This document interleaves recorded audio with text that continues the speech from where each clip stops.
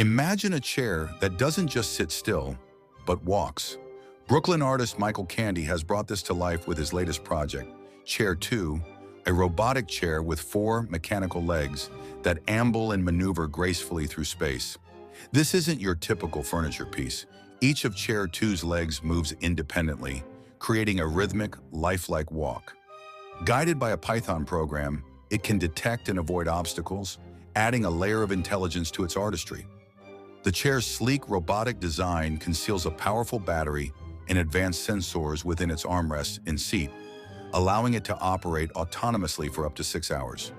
Chair 2 challenges our expectations. It's an uncanny blend of the familiar and the strange, asking us to rethink everyday objects. Where art meets robotics, Chair 2 is a testament to innovation, bridging the gap between design and technology. Catch it on display at Michael Candy's latest exhibit and witness the future of furniture in motion.